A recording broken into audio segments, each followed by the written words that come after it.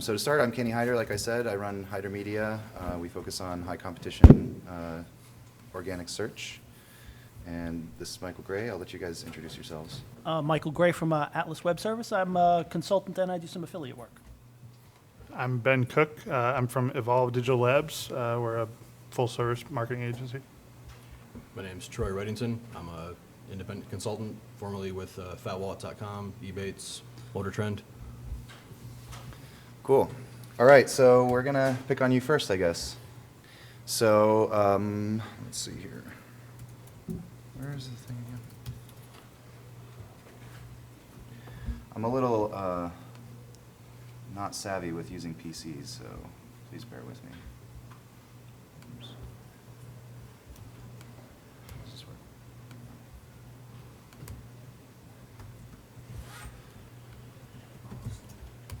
All right, so tell us your story. So recently, well, not recently, in 2012, we got hit with a links penalty. We had an older, outdated website that my CEO refused to touch because we got tons and tons of organic traffic. All we used was organic. We didn't do paid search. We didn't work with affiliates at that time. Nothing was all organic. We got hit with a links penalty, and then at that time, because we had no rankings, I talked to them to do a complete revamp of the website. So this is our new site. We have been removed from the manual penalty. We got that removed in December of 2015, but we still haven't recovered ranking-wise.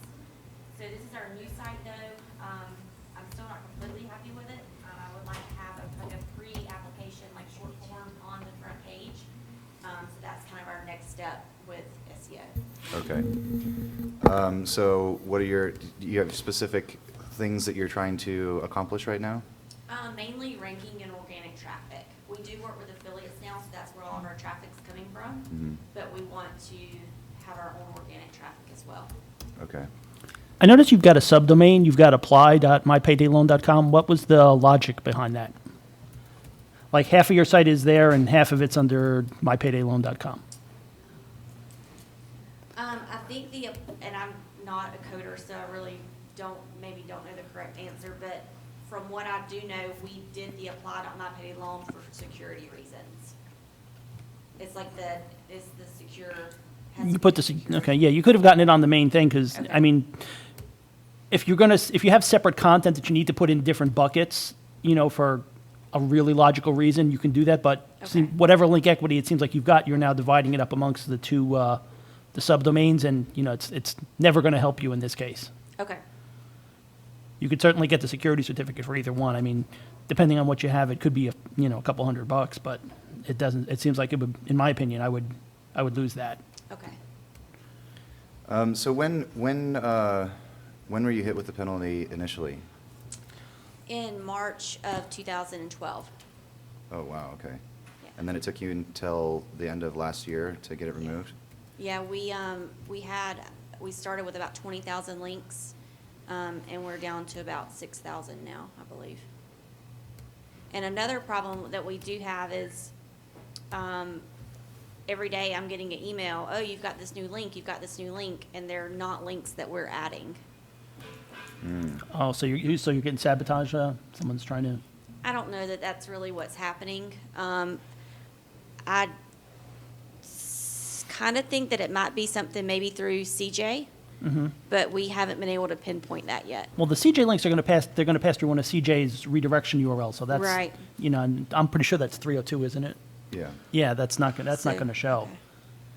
okay. Yeah, I still see a couple, like I see linksbuilder.info linking to you. What did you guys do to get the penalty removed? We hired an SEO, Did Ryan you Kent. I don't you know if you're- disavow everything, or did you actually get some stuff removed, or a combination? We hired Ryan Kent, who's an SEO out of California. He went through and sent manual emails to all of the web hosts, and then what we didn't get a reply from, we did a manual Okay. or a disavow. And you got a message through Webmaster Tools saying that your penalty was lifted and all that? Yes, yes. So have you guys gone about promoting the site, getting new links in any way, or since then? We have not. We've been too scared to. Well, so It's yeah, not easy to get links for payday, Yeah. so Yeah. This is true. So yeah, I mean, one of the things that people have happen a lot is they get the penalty removed and expect their traffic to bounce right back up. If you were really ranking on the backs of those bad links, now that they're gone, you're not going to rank. So you're going to have to essentially start building up higher quality links, and it is a tough niche, but you've got to create. And the other thing too is it looks like there's not a lot of content on the site.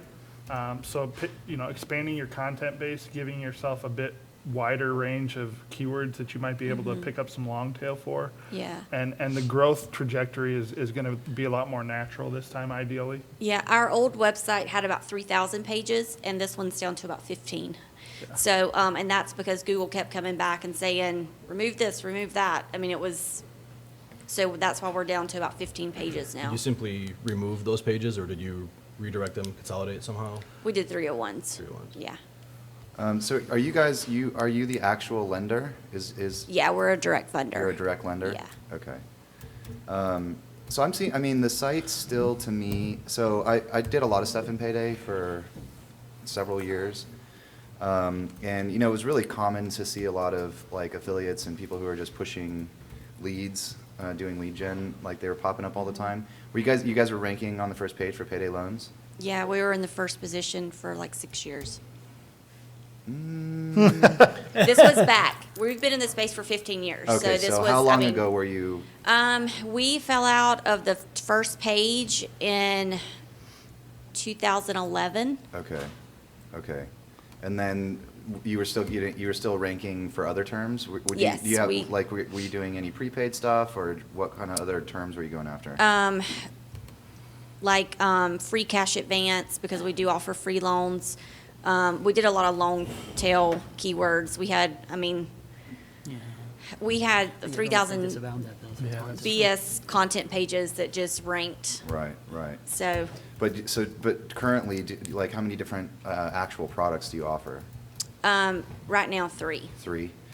So to me, I mean, looking at this, I'm pretty familiar with the Payday space. Like I said, the site to me looks pretty thin. Like, like on your homepage, you've got down here, these sections right here where you say mypaydayloan.com in your sentences over and over. It's like this is like the kind of content that Google really started to not like in the Payday space, because a lot of these thin affiliate sites and lead gen sites were popping up with just copy written, and then they pushed a bunch of links. Okay. So I would start first with obviously with links. There's still I'm using Majestic to take a look at your link counts, and I'm seeing obvious paid link kind of websites and stuff in there.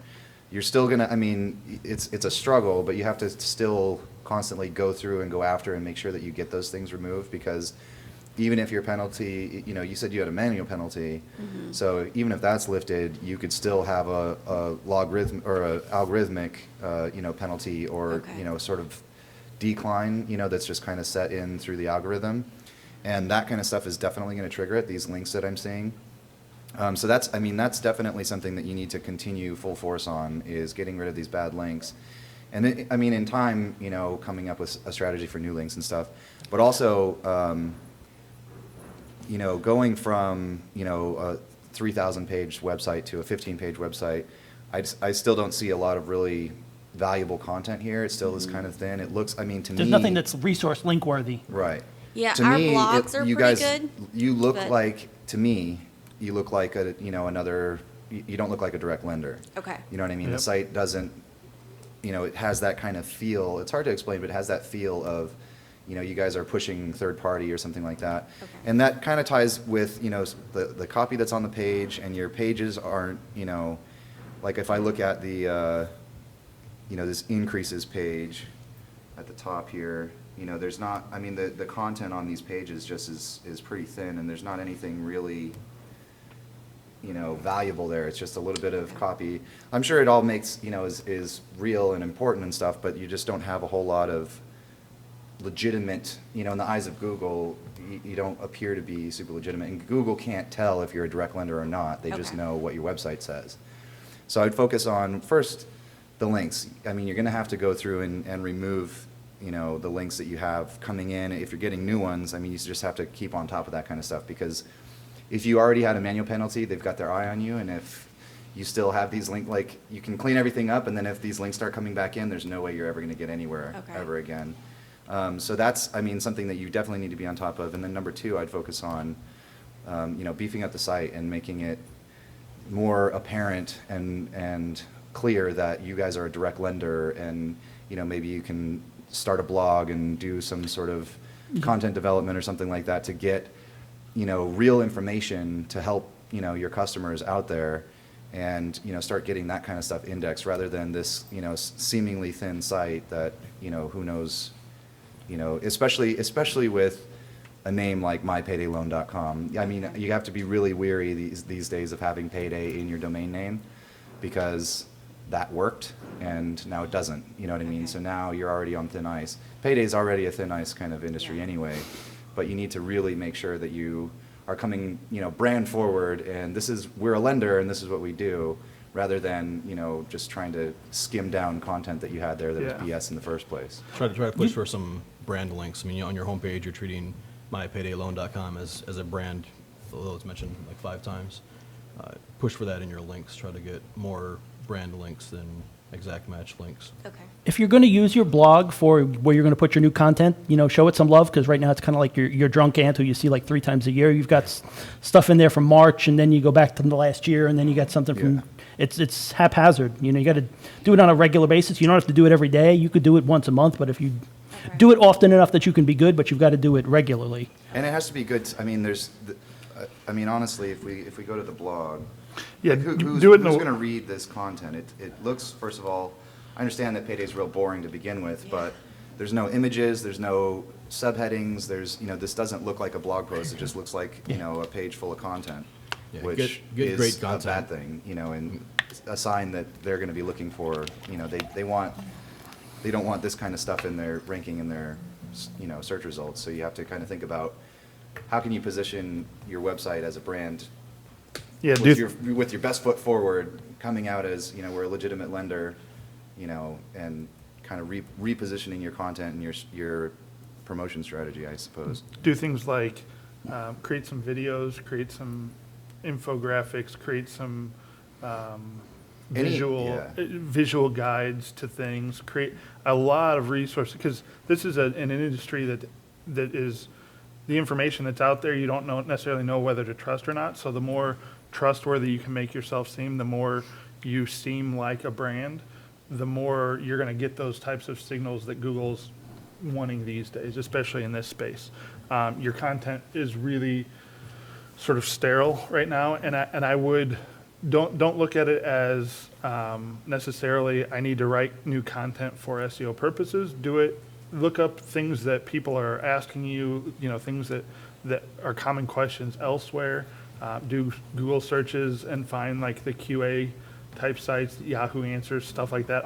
Any types of popular questions on those sites, and answer those, whether it's in a blog post and create some sort of funnels, some education funnels as well, where you sort of educate the visitor before driving them to one of your products.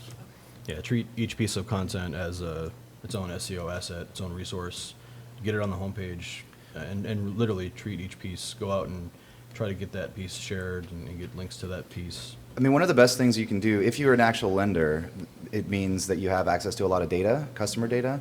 Now, I understand a lot of this is private and sensitive information that you can't share, but if you get real creative, data-driven content is really, really great. So if you can come up with some legitimate, stats and Infographics, analysis yeah. and stuff like that on your customers and the industry and all that kind of stuff, supported by real data, that's like going to be the most powerful thing that you can do for your site is, create the data from what you have existing and try to, get interesting with, as interesting as you can make Payday, you know what I Right. mean? Would you suggest creating a Facebook? That's one thing we have not done because we are scared to have all Yeah, so I don't group. really think that you need to. you know, I don't know, the people who are applying want everybody to know that they're getting a payday loan right. kind You of know, deal. it's kind of a hard thing. Like, you know, the couple companies that I worked with in the payday space had, you know, established Facebook accounts and stuff, but it was, you know, they basically just tried to get, you know, increase their follower counts and stuff just to make it look good. But Unless you're it's going to use it not. to push out like that, Ken was saying, the Yeah. data. If you're going to push out really high quality data, you know, Facebook would be a good channel for that. But Right. getting fans to connect with you, I don't know that people are going to comment on so much on your stuff. Right, exactly. Yeah, and it could open up a sort of Pandora's box of the type, you know, the type of comments you might get might not be the ones you want. That's what I'm afraid of. Yeah, I wouldn't. I mean, if it were me, I would spend a lot more time developing the content on the site and building the brand that way first, because you've got a lot of work in front of you. I would put Facebook way towards the end of the line. Yeah, people are going to treat it as a customer service outlet, and then even if you do put all the effort in and find fans, your competitor's just going to come and advertise to them. They're going to steal all those IDs. I mean, that's what I would do. If All I was right. into that. So moving on, mycpa.net, whose is that? That's you? All right, what's your story? It's an accounting firm. It's located in Belleville Pines. And my main question was, we're trying to open other offices. How do we market?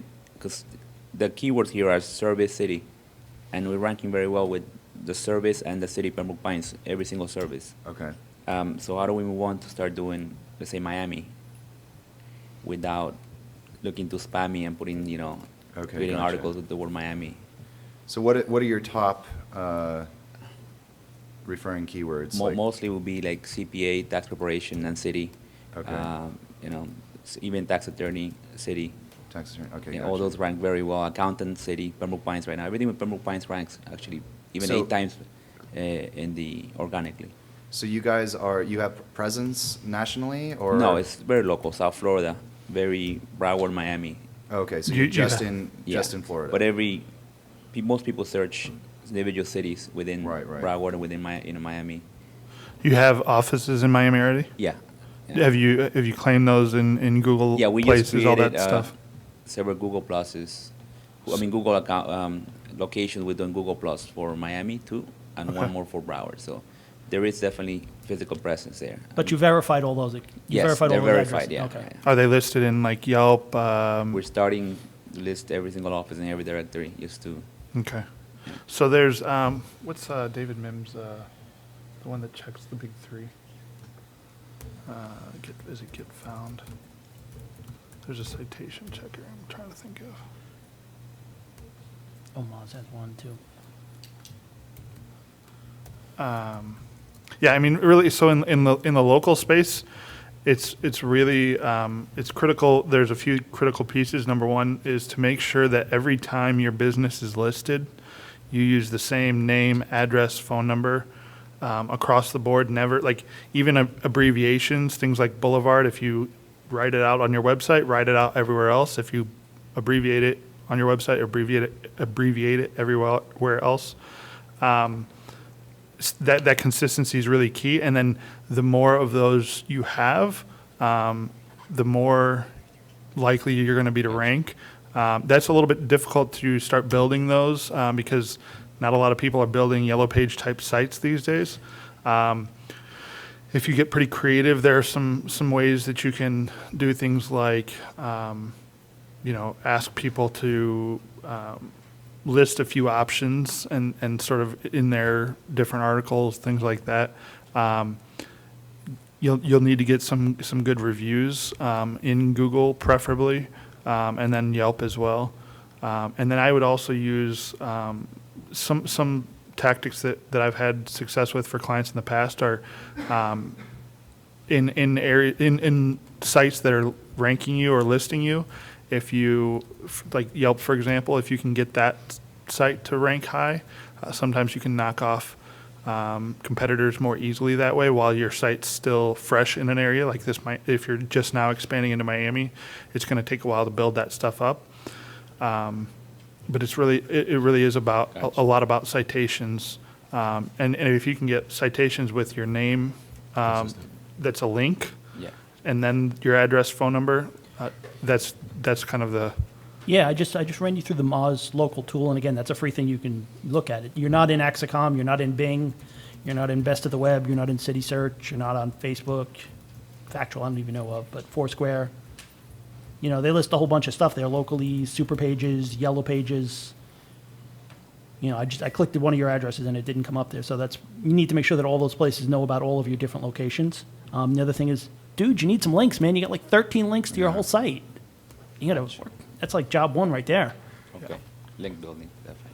Yeah, and be very careful with how you do it, especially when you have this view of links. I would just work on the brand name, you know, your domain, getting people to mention the company name. Don't worry about anchor text right now.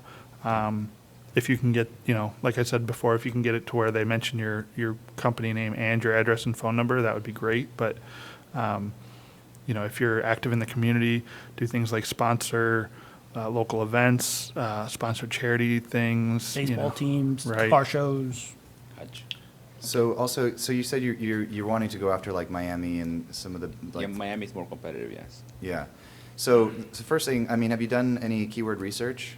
Yes. I mean, So look, I mean, just looking at, you know, some of the pages and stuff, you know, Pembroke Pines is like all over your title tags and that's all the over. main office, and that's the one Right, that we but I mean, rank. if you're trying to target Miami Yeah. and you don't have Miami like In on your there. pages, it's going to be hard to rank for those things. Okay. So like looking at, you know, you've got all these services, right? Tax prep and, They've got a Miami page at the bottom. They've got a Miami.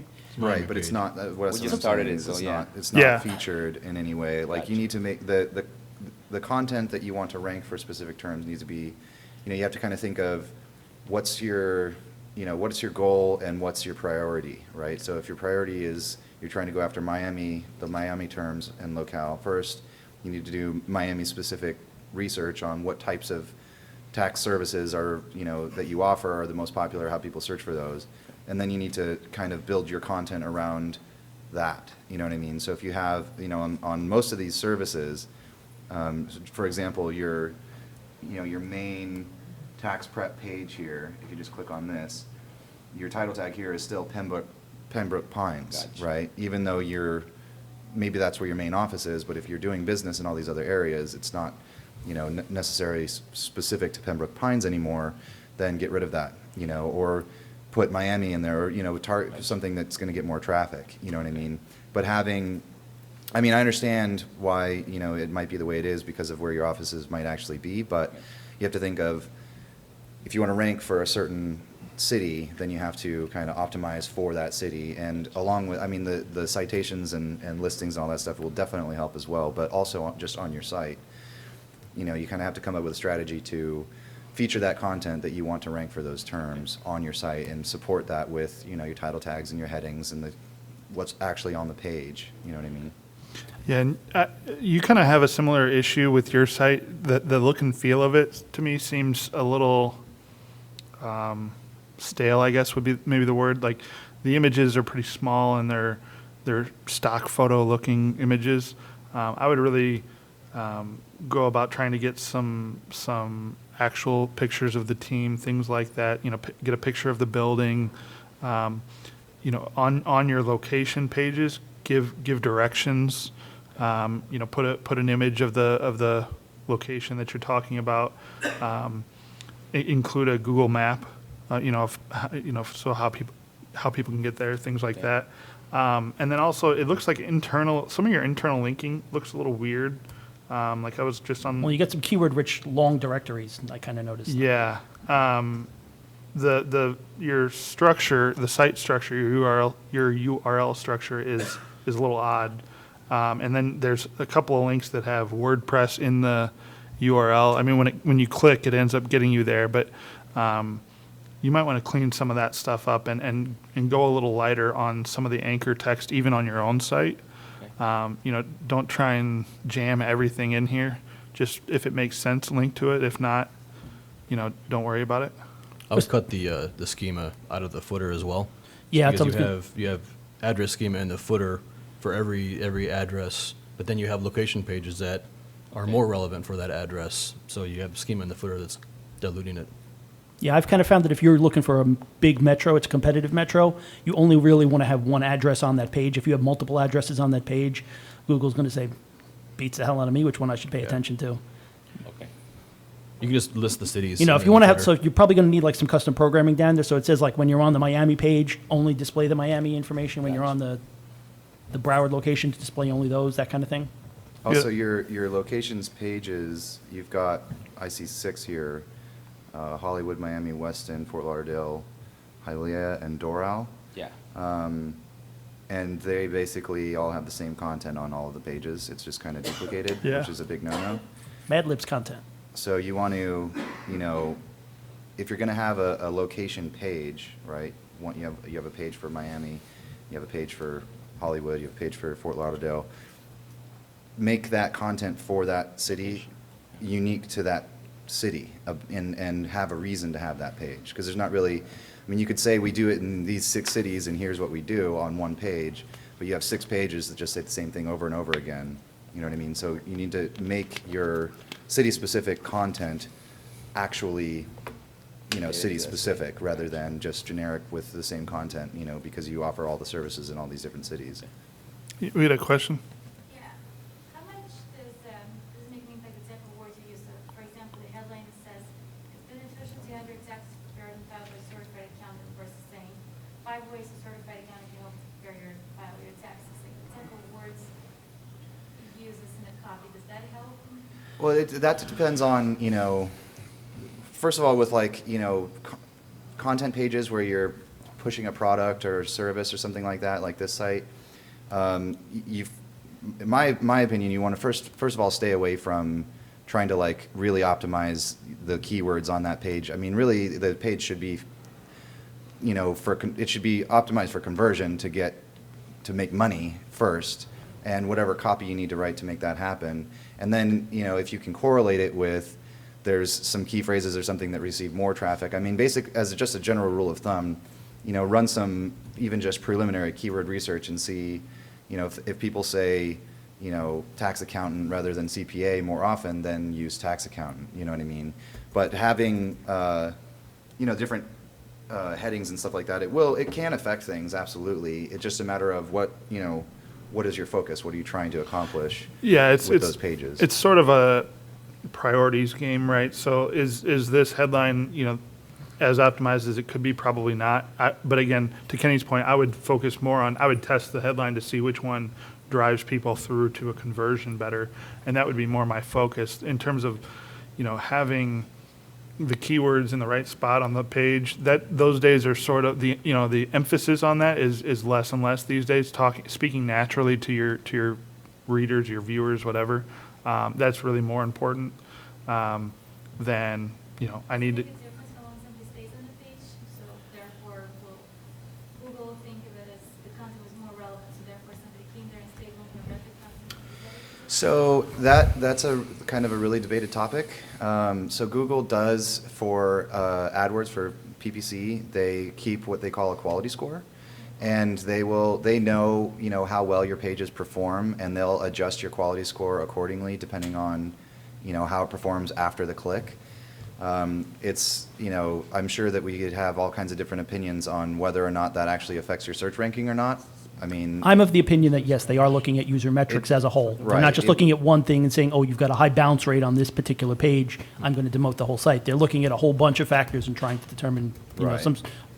a quality score is sort of a catch-all term for what I think they're doing. Right. My opinion, For though. organic, I mean, I do the Yes. quality score effectively. Yeah. Yes. Yeah, Yeah. I mean, if you think about what they're trying to do, if somebody clicks through to your site and then really quickly bounces back and performs another search in Google, they know that, and that suggests to them that your page isn't, you know, as valuable or isn't what the person was wanting. Now, in aggregate, if you do that kind of data analysis over thousands or millions of users, I think that does factor into your ranking. How much? Well, there's several factors like that, hundreds even, of what Google's taking into account. But I do think, obviously, you're going to want people to be on your page longer for conversion purposes, just to make more money. So that's why I would try and lengthen the time make sure that people are actually engaging in the content on the page.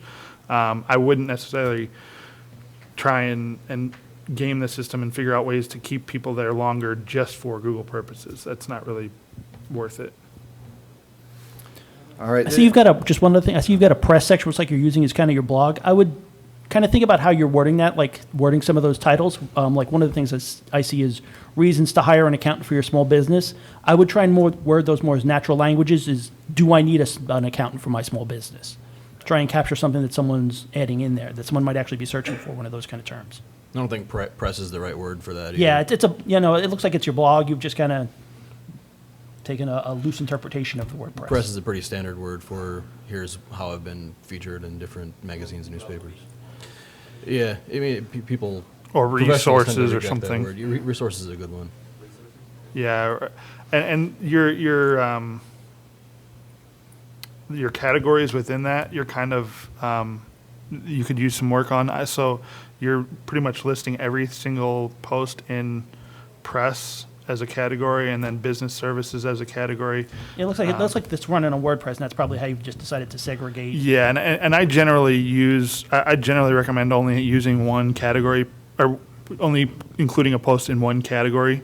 That way your category pages can actually be used as lead pages. And sugarray.com has a really good resource on creating, turning your WordPress category pages into content landing pages and actual valuable resources, as opposed to just a listing of all your blog posts. So that's, I don't know the URL, but if you do search for like Google, there you go. All right, anyone else? Sorry, go ahead. Can I give you guys another website to review? Yes, Or? please. Yeah. Localsaver.com. Local Saver. All right, what's your story? Well, it's a local coupon website, coupons and deals. Uh-oh. Oh, no, you have to stay in a zip code because it's local coupons, so you have to know your area. And so if you search on Google, let's say local coupons or local printable coupons, other websites come up instead of Local Saver, because that is one of the biggest collections of coupons. And also, the company is actually datasphere.com, which they're partners with hundreds of local news stations across the United States. And so we have a bunch of websites linking to this site, but yeah, we're not top 5 or top 10. So I just wanted to see your guys' initial thoughts. Where does your content come from? Is it all feed related? No, it's actually our advertisers. So datasphere.com is the media advertising company for small businesses. So we work with over 20,000 small businesses across the United States. So when they advertise with us, they also give us coupons, and each advertiser gives us 2 to 3 coupons per advertiser. So those are all our content. Are they exclusive? Are they going to other places as well? We are giving it to other people as well. What about the advertiser? What do you mean, Is advertising? the Like, do advertiser they giving give you you- an exclusive coupon, or are they having a coupon and giving it to you and giving it to other Well, people? so- Groupon and So since these are small businesses who advertise with us and they pay us money, our job is to get as much exposure to their business as possible. So besides having localsaver.com, which we do paid ads and affiliate marketing to drive traffic, we do also partner with coupons.com, Coupons Suzy, 8 Coupons, and all those sites to give them our content because we want to drive more coupon prints for our advertisers. So the coupons are given to us, but what we do with it is up to us. And of course, we want to increase the distribution of those coupons. Right. Our goal is to get more coupon prints, whether it's from our site or from other sites. It doesn't matter. I mean, of course, we prefer from Local Saver because we want to increase the awareness of Local Saver, and there's other benefits of being a Local Saver. Right. I understand the model. I just want to see how Yeah, much I mean, uniqueness you have. if you're giving, these coupons out to all these other large sites as well, they're going to have the same content you do, right? And so then Google's left with trying to decide which one they want to rank, which one they want to even include in the index. They may keep several versions, but that is going to be a challenge for you guys to figure out.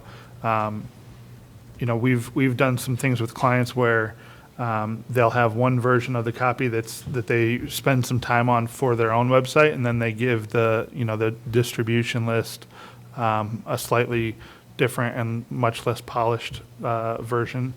So that makes sense. But then how does Groupon, for example, if you search for local coupons, Groupon comes up as one of the top, and they distribute their offers as well to a bunch of other Well, yeah, companies. so it's just a matter of where how your site is perceived by Google. So if anything's on Groupon, they're a big enough site, everybody knows them. They've got Lord knows how many links pointing at them. Google's going to consider them an authority. It's sort of like Amazon. You know, Amazon's products are listed everywhere else, but if you have a product on Amazon, it's probably going to come up in the top 3. You guys, it doesn't look like you guys are in that position yet. If you were a national brand that had the awareness of Groupon, then you could probably get away with, you know, distributing everything equally the way you do. But until you have that kind of centralized authority, it's going to be really tough for you guys to have all of your content elsewhere and for Google to recognize you as the source. You've got the most complicated links I've ever seen. You've got so much styling in the links that are coming into you. I've never seen anybody do that. Oh, Yeah. It looks like your local pages got are all really italics. optimized for a zip code. Italics and bold. I think I would try Probably to that. pull together a little more regional or Did some city crazy content CSS and group zip styling codes there. together rather than giving a zip code and displaying what cities it serves. okay. Like just doing a site, localsaver.com, search in Google, all the top pages are optimized for a zip code. The titles don't mention a city. People don't search Google by zip code as Yeah. far as local deals. Yeah, I think your URL structure really could use some work. You know, I'm looking at Bud's Cafe in Esterville. I just happened to find one. It's a good place. Is it? You been there? You know, so things like you don't. I'm looking. So far, I haven't seen the word coupon on here or code. You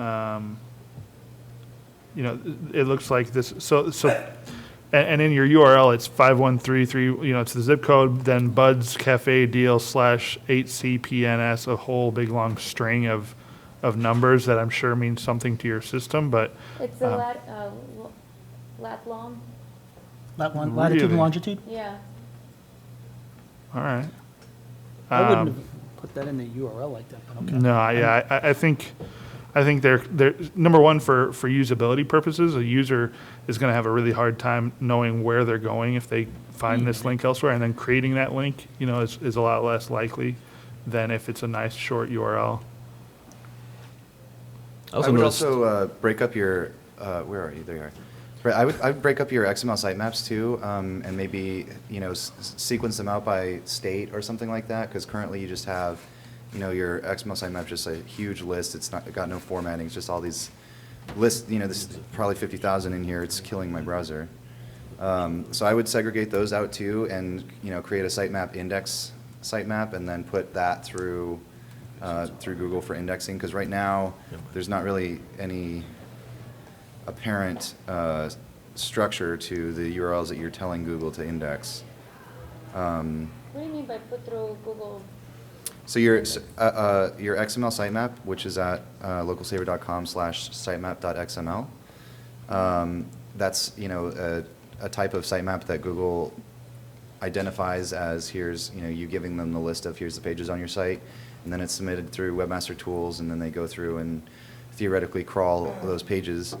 But right now you just have, like, there's not really any, I can't really tell of any kind of like structure to this. And then I would be surprised if you had, you know, looking through the site, you have, you know, these locations, and then you've got, for example, I'm on the Roswell, Georgia page, and you've got food and dining and beauty and entertainment and all these different sections.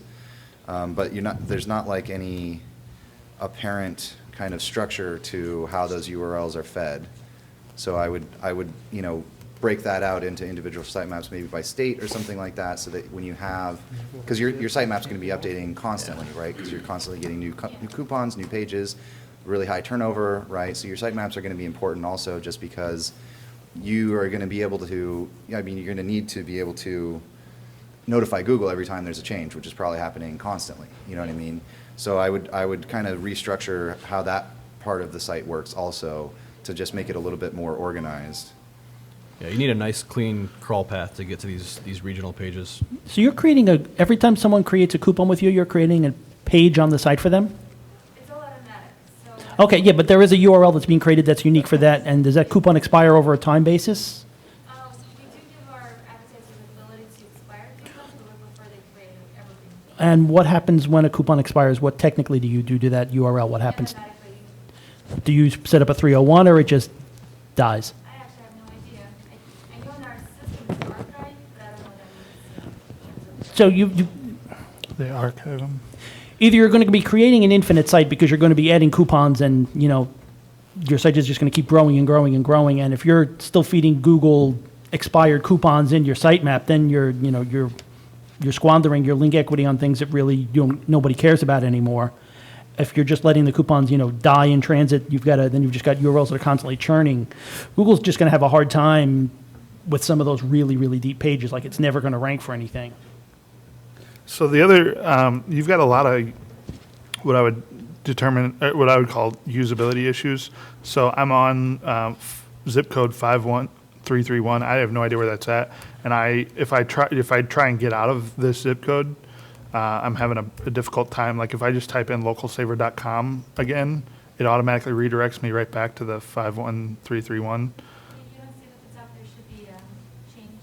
Well, I know, but I'm saying it's in terms of usability and intuitiveness, it's just not very clear. And once I'm on the zip code, if I want to change it, if I click on your logo, I'm expecting to go back to your homepage, not necessarily the zip code homepage.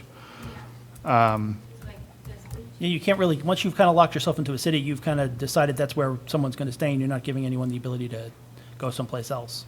Well, you can, but to his point, The- you have to click on the top and change your zip code. You can, so I guess you're saying it's not intuitive. Yeah. Yeah, I mean, I would generally, most people, when you click on the homepage, you're expecting When to you go click on, back to when you the click on that actual logo at the homepage. top, you expect it to go there. The other thing is you have a lot of duplicates, at least in some areas. So like the listings just don't look, again, the site kind of feels like one of those spammy, like I typed into the wrong URL and I'm advertising, my local ISP is advertising a bunch of offers to me or something, or like, a parked domain or something. The banner and the navigation seems okay, but once you get actually down into the listings, if you're showing the same like two or three listings like 4 or 5 times in each category, then it kind of seems For instance, it's same offer or same business that has multiple coupons, but there's different offers. same offer and same, like, so for, again, this 51331, which I should figure out where this is at and visit there. But it looks like it's in Iowa. So up to 52% off 18-hole round of golf is listed 6 times the exact same offer as far as I can tell. And Different companies, right? no, same company. Oh, And then when I get down to top gyms and fitness offers, it's there 4 times again. And then when I get down to all coupons, it's there another 4 times. Yeah, it looks like there's some logic in there that just says, you know what, if there's no offer that matches here, go out and find the closest one and pops it in. Yeah. And in cities where there's not a lot of coupon information going on. I mean, because I picked where I live, and I know it's pulling places that are well over an hour away that I would never go to. I thought that looks kind of like the math that it's doing. Yeah, so I would say if there's not something nearby or that fits the category, just, don't display it rather than saying, hey, this round of golf is a great restaurant offer, that type of thing. we do give our advertisers recommendations because we know certain coupons perform better. And also one of the challenges business owners, they're so busy, let's say they're a restaurant business owner. So they're less likely to add a coupon because they have to think about, well, what offer should I run? So because we work with 20,000 businesses, we recommend which ones are best performing. So that might be a reason why you're seeing the same offer, but it should be for different business. It shouldn't be repeating for the same business.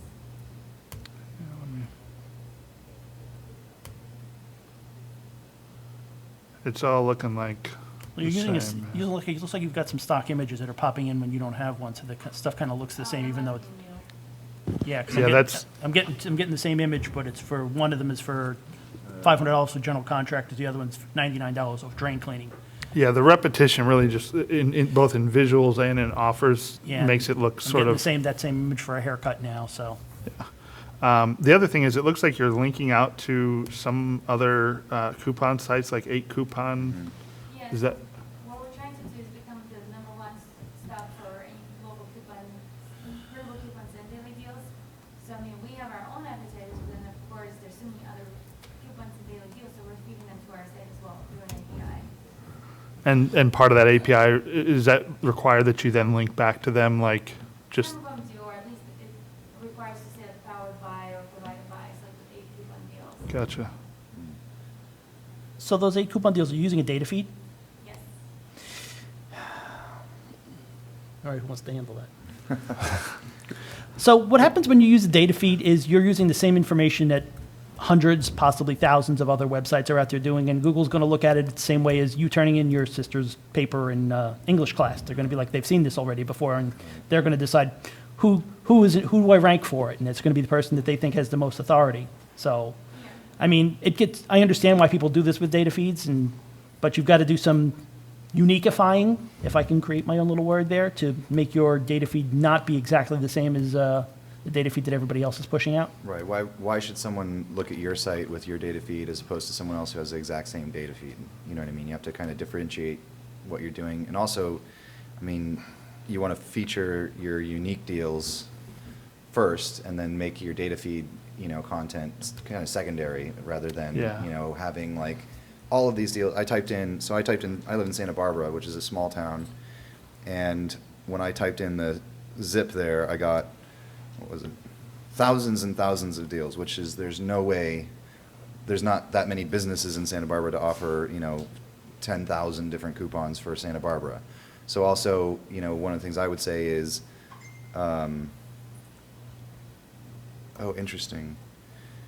So one of the things I would say is, really make sure that for your specific, if you're trying to be a local coupon site, make sure that all of the coupons, when you type in a specific city, are actually for just that city and not, you don't have this huge list of, and there's a bunch of other deals that are near, you know what I mean? Because, most people, like, you want to be a local thing, and then you're going to offer deals from other cities. That's not really local, you know what I mean? Another thing, when you're on a page right now, like, for example, I'm in Denver, and then I went to go type in the zip code for Santa Barbara, and it brings up and it says, we don't have any offers for this zip code in Denver, right? Yeah. Well, that zip code's not in Denver. That's why I typed in the zip code in the search in the top that- right. So you want to make sure that that search is working so that it goes exactly to, that zip code. Yeah, I think outside of SEO, you probably ought to take a look at your analytics, whatever tracking tools you're using to watch how users are navigating the site and how often, how long they're on the page, what they're doing on the different pages, how they navigate. Because I really think this feels kind of frustrating to navigate, at least for me. And I'm I'm not the smartest person in the room, but I use the web a lot. So if I can't figure it out or I get slightly frustrated, yeah, right. I think you're gonna find that there are some data points within your analytics that'll show you some changes to your usability that'll really help improve things. Because one of the things that you said, well, we have the most coupon offers. Google doesn't necessarily care whether you have the most. They just want to know whether the people going to, their objective is really to send people there and have those people be happy with the experience and the information that's provided.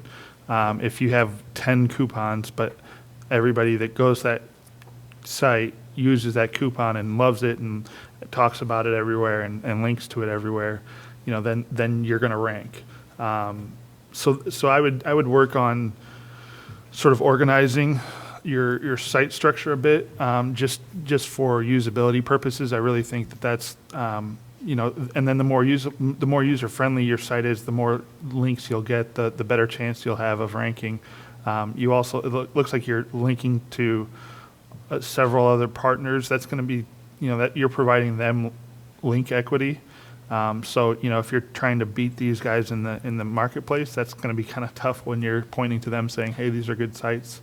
So you might want to consider some things like that as to whether it's worth it to have their data feed in there if you have to keep pointing people over to their sites. Yeah, I think you'd benefit a lot from having some easy to follow regional navigation, even if it's just 15 major metros.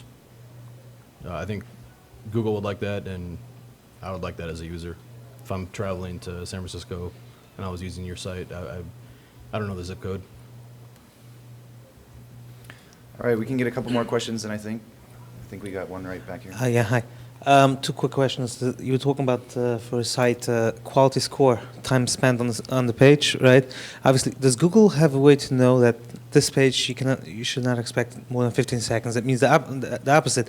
If I'm just looking for a phone number and I find it within 5 seconds, that's a plus, not a minus. Or a coupon code if I find it quick. Sure. So is there a way does Google know that Sure. this is the Well, category of the site that is? It comes down to intent of search, right? So if you type in, phone number for X in Google, and then it pops up, and you click on a site, Google knows you're looking for the phone number because you just searched for it, and then you went to their site, and they have analytics installed on their page. They know they have that kind of relevancy, and I mean, it's very, very sophisticated the way they keep track of that stuff. But yes, I think the more important thing is how quickly you perform another search of a similar nature. So, like if you, if I type in Derek Jeter's stats, Yankees, his batting average for this year or whatever,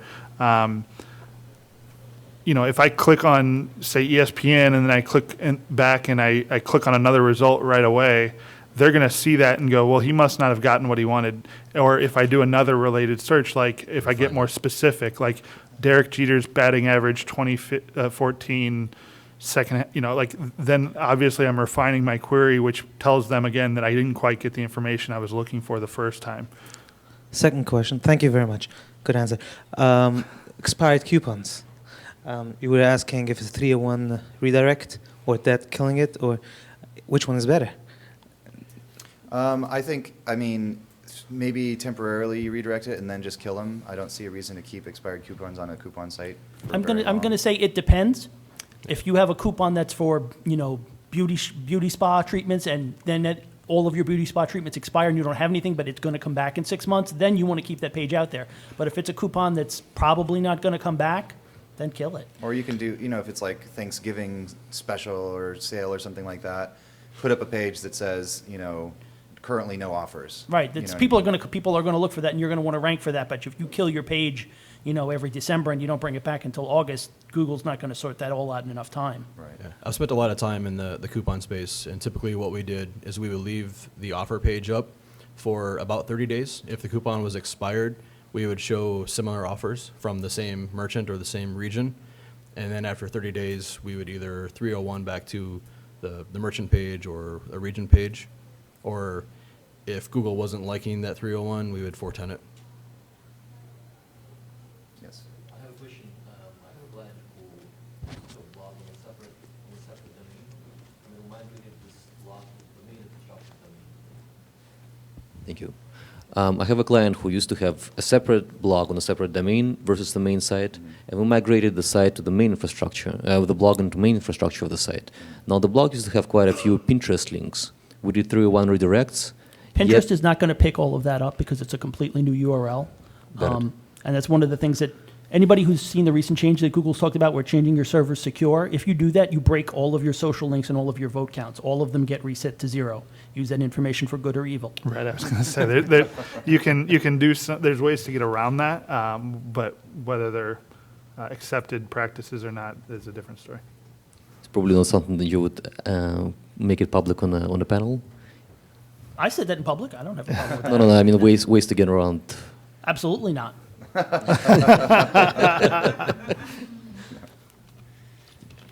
Anyone else? Back here. I have two questions, actually.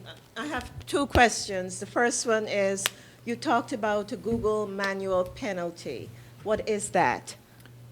So a manual penalty is when a person at Google identifies a site that's violating guidelines and they enforce a penalty by hand on the site, rather than a penalty that you get algorithmically that happens because you did something that they don't like or bad link activity and they notice it and get a penalty that way. A manual penalty is a human saying you're penalized. Okay. Yeah, so for example, a manual penalty, you'll get a notification in Google Webmaster Tools generally that says, hey, you've been penalized, and then you have to do something to fix that issue and then submit a re-inclusion request, and then they'll look at the site again and say yes or no, whereas an algorithmic penalty or just a deranking, A beating. yeah, just all of a sudden your traffic goes away. Right. That is something where you need to fix your site so that it fits the new parameters of what Google's looking for. So things like Penguin and Panda are both algorithmic, and you can submit re-inclusion requests all day, every day for a year, and it's not going to matter until you address the things that the algorithm is seeing. And a refresh. Yeah, well, and a refresh for Penguin, yeah, or Panda, really. My second question is, I noticed in one of the sites that we looked at, they had a contact me and all that stuff at the top. Is it better to have it up there or down in the footer? It doesn't really matter. It depends on how your site works. It's also going to depend on the type of site too. Yeah. I mean, if you're a type of site where your contact page is high priority, if people are going to come to your site and that's going to be a big thing, make it prominent. I mean, think of the user. We so if we do a lot of work with B2B leads, and if people are going to be, if you want people to contact you for sales inquiries, things like that, generate leads from your website, putting the phone number really prominently in the top right is a good way to go. You can also then have it in the footer. If you're wanting people to call you for whatever reason, that your primary call to action should be really evident. And if that's one of those primary calls to actions, you want it in a lot of places. Any other questions? How useful is Just ranked for Alexa ranking anymore? Not at all. Yeah, it's dead. Yeah, there's not a lot of value. That's I don't think there was ever It's never even mattered. Yeah, I was going to say I don't know that there was a ton of value, even years ago. It's an imperfect It was always measurement. kind of just a bragging right thing, Yeah. you know. Yeah. So, not any real technical benefit for search or anything like that.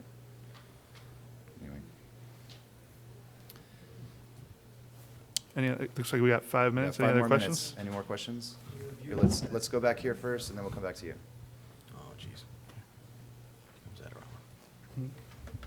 I have a question. Earlier, you were talking about the payday in the URL and the difficulties that her particular company is going through. At what point does a company make a decision that the road is too hard to go up with an existing URL that you're having issues with than going to something new and starting fresh? Depends on what your budget is, I'd say, especially in payday. She's in a unique situation because they are actually a direct lender. If they weren't a direct lender, I would say they should torch it and start over and probably change businesses to start with. But being a direct lender in payday, it's kind of this is an established business. They actually are a financial institution, so they shouldn't have to change their name because they're in payday and got penalized. So it's just really kind of it's case to case. But in that specific thing, I don't think that that's necessarily something they need to do. I just think that there's a lot more that they should be doing first before they consider something that drastic. I think I always look at it as how much equity do you have built up in your domain name? Is it your business's brand name, or is it something else, or is the domain name just you registered something that is a keyword rich URL that you don't really care about? If you have a ton of old established links and you've been in the business for a long time, then obviously I would be much more attached to that domain than I would be if it's a new site that that you were doing something risky on, got caught. Those types of things, then it's a different situation. But it's really more of a business case scenario than a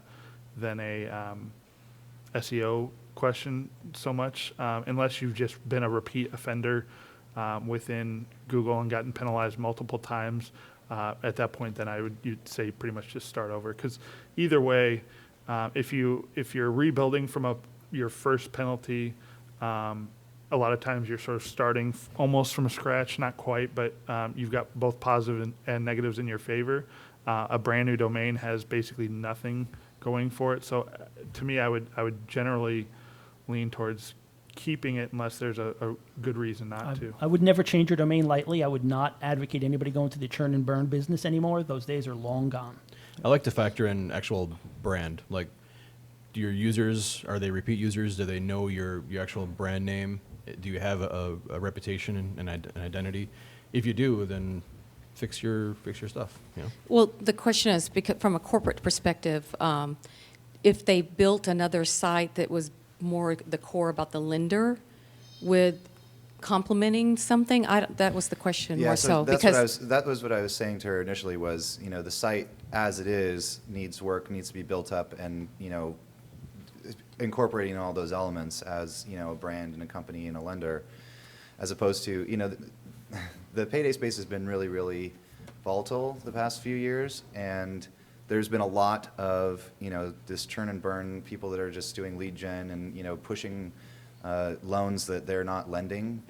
And that's a different case where it's like, yeah, then definitely stop it, get out of here. You shouldn't have done that in the first place. But, you know, from that standpoint, it's, you know, this is a legitimate business. They've been around for decades. Like, there's not, you know, it wouldn't be. I just saw it as an opportunity. They didn't find an opportunity to educate people in that space. So. Yeah, I mean, generally, I'm not a fan of creating separate sites. If you're going to create resources, I would say just as soon create it underneath the main domain. That way, you're getting all the link equity. You're getting the brand name out there in a clear fashion. Microsites, you have to have a really good reason, in my opinion, to create them. Not that you never should, but you just well, yeah, you just have to have a really good business case for it. Okay, he was first, and then we'll come back to you. You had another question? No. Sir? No? There's Oh, okay. Where was question? Yes. So what do you guys think about creating like microsites, kind of like the review comparison microsites? I've seen a lot of skincare companies do that. Unless you're trying to keep people, unless you've got a brand reputation issue that you're trying to combat and you're trying to occupy some space, you know, putting reviews on a separate domain isn't really going to help you. No, Yeah. not reviews, but like a comparison. No, I would do it on your main site. There's really no reason not to. All right, we're at time, guys. If you have other questions, feel free to come up, but we have to get off now, so thank you.